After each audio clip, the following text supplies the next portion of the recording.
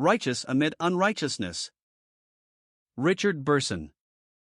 And the Lord said unto Noah, Come thou and all thy house into the ark, for thee have I seen righteous before me in this generation. Genesis 7 verse 1. God said that Noah was righteous. It would not be difficult for you to get some fellow student to admit that you were righteous, for to be good in the eyes of other folk is neither difficult nor remarkable. People are people and all have the same fundamental weaknesses and faults.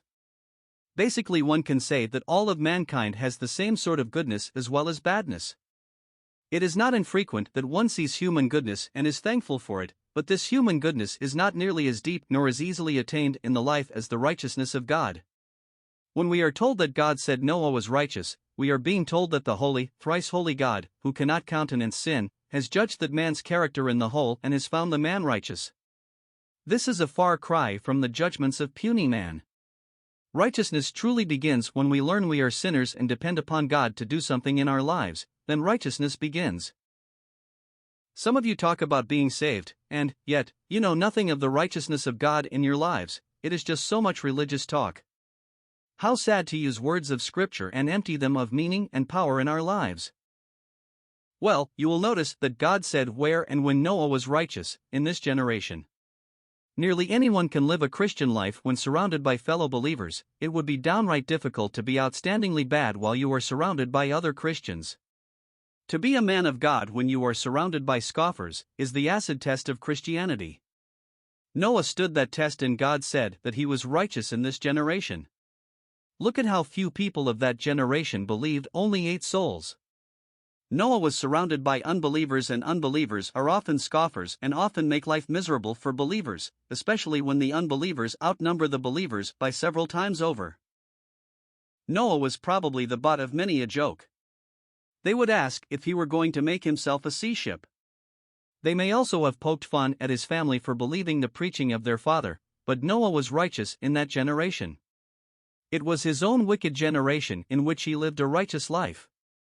You will never be able to live righteously except in your own wicked generation. Perhaps you had thought that if your environment were better then you would be better. Noah's testimony puts a lie to all this. No, you are going to be righteous only when you get to a place where you want to be righteous before God. When you want His righteousness more than anything else in your life, then He will fill your life with Christ, who is the righteousness of God personified. Notice, God says, I have seen righteous. Sometimes we get the idea that we are trying to live for God, and we are really wanting God to live out through our lives, and none seems to notice it at all. God notices it. Thee have I seen righteous. God sees the attempts we make to let Him rule our lives. People about us are more conscious of the defeats and failures. God notes the attempts to let Him rule. He gains ground even when we fail Him. Failures in the life of the true Christian only tend to make one more dependent upon the source of righteousness. Sometimes the righteousness of God is like one kernel of corn in a great pile of chaff. Yet God sees that kernel of corn. Most of us see the chaff. God sees the kernel of corn.